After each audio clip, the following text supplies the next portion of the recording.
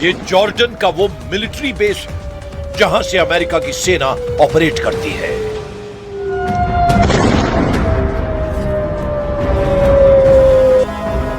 एक बार फिर देखिए ईरान की बैलिस्टिक मिसाइल ने कैसे तोड़ डाला अमेरिकी मिसाइल डिफेंस सिस्टम का गुरूर।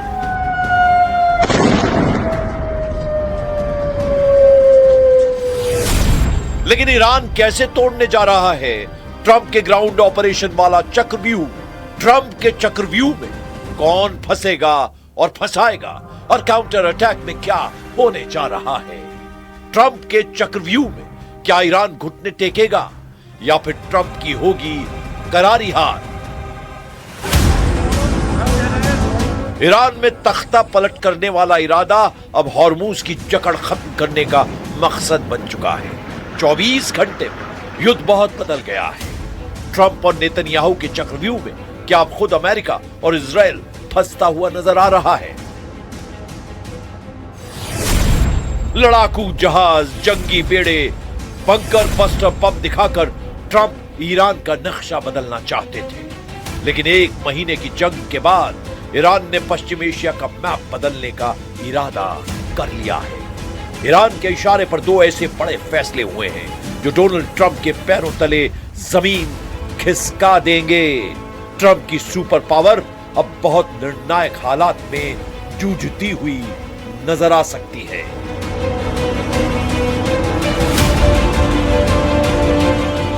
इसकी दो बहुत बड़ी वजह हैं। अमेरिका ने अगर ईरान के खिलाफ ग्राउंड ऑपरेशन किया, मरीन फोर्स को ईरान की जमीन पर उतारा या फिर सीरिया से लेबनान में हिजबुल्लाह पर हमले किए गए तो ट्रंप के दो दोस्तों की जान खतरे में पड़ जाएगी। यह है इराक में ईरान समर्थित मिलिशिया जिन्हें दुनिया पॉपुलर मोबिलाइजेशन फोर्स के नाम से जानती है। उसने अमेरिका के दो दोस्तों को रौंदने का इरादा कर लिया है। पीएमएफ ने कहा है कि अगर ईरान के खिलाफ ग्राउंड ऑपरेशन शुरू हुआ तो वो कुवैत का बॉर्डर तोड़ डालेंगे। पीएमएफ ने कहा कि अगर लेबनान में हिजबुल्लाह पर सीरिया की तरफ से हमला हुआ तो वो सीरिया का बॉर्डर भी तोड़ डालेंगे। इसे ही ईरान का बॉर्डर तोड़ युद्ध कहा जा रहा है, जो अमेरिका के ग्राउंड ऑपरेशन के खिलाफ रक्षात्मक नहीं बल्कि आक्रामक लड़ाई होगी। पीएमएफ की ताकत क्या है? क्या इराक का मिलिशिया अमेरिका के दो बहुत खास साथी देशों पर हमला कर सकता है? इसे समझने से पहले पश्चिम एशिया के इस इलाके को समझिए और पीएमएफ की वार्निंग की जमीनी पिक्चर को जरा समझिए। ईरान के साथ पश्चिम में इराक का बॉर्डर है और इराक के साथ दक्षिण में कुवैत का बॉर्डर। इराक ईरान का मित्र देश है जबकि कुवैत ईरान का दुश्मन है।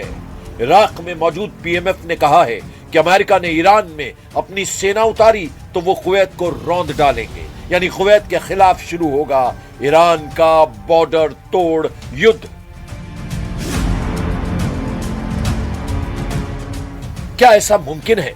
क्या पीएमएफ के पास इतनी ताकत है कि उसकी वार्निंग को अमेरिका बहुत गंभीरता से ले?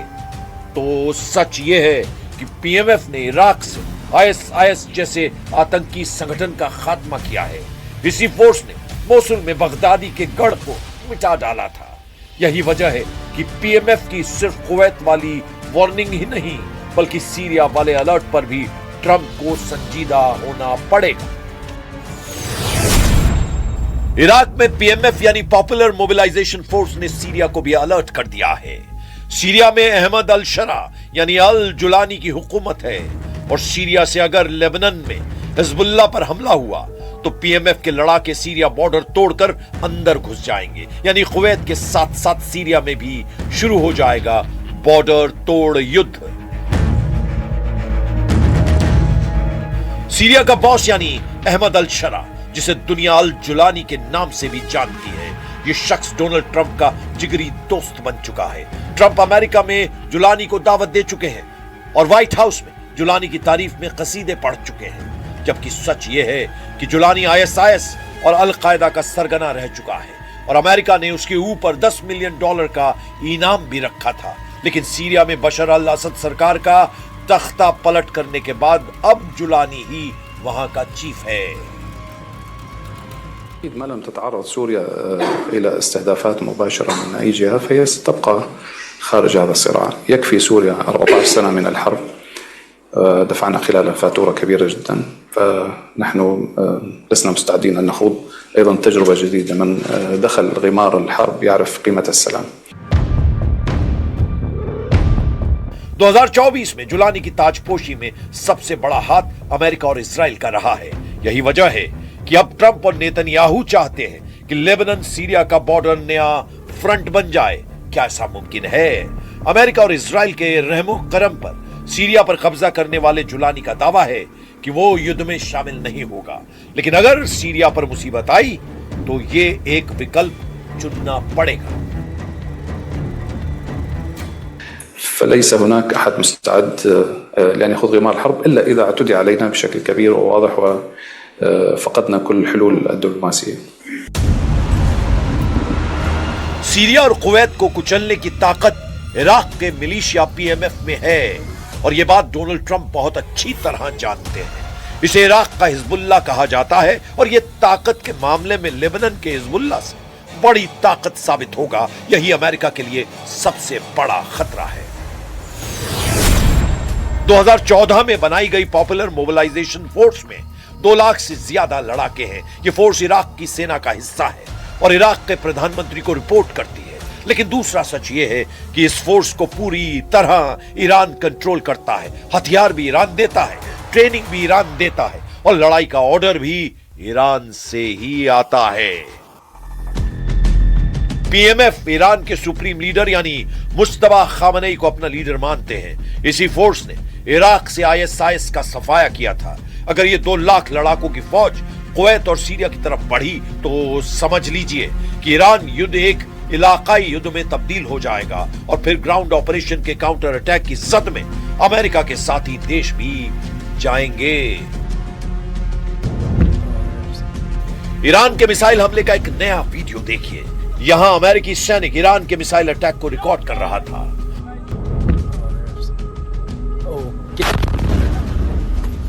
ऐसे ही हमले बता रहे हैं कि पूरे पश्चिम एशिया में अमेरिकी अड्डे सुरक्षित नहीं हैं।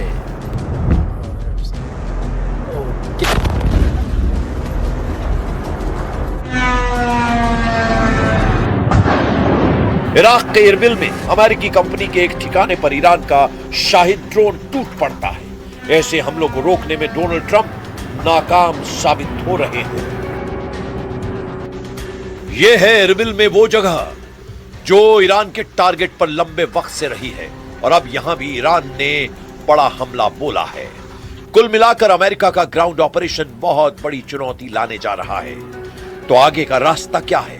हॉर्मुज में घिर चुके ट्रंप ईरान को तोड़ने के लिए हर कोशिश में जुटे हुए हैं। उनकी सेना ईरान के करीब पहुंच चुकी है।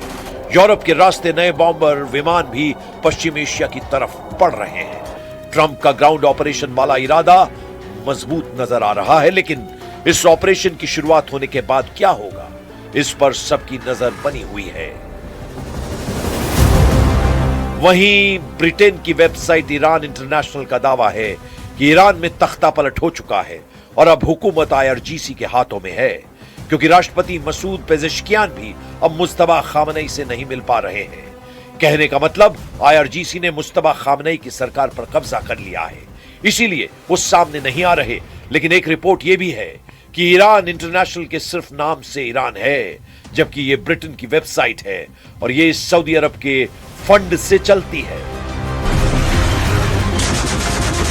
अगले 24 घंटे इस युद्ध में बहुत अहम होने वाले हैं। डोनाल्ड ट्रंप का कोई भी फैसला इस जंग को या तो खत्म कर देगा या फिर इस लेवल पर भड़का देगा जहां से वापसी की उम्मीद कम होती चली जाएगी। पूरी दुनिया के लिए यह बहुत मुश्किल वक्त है।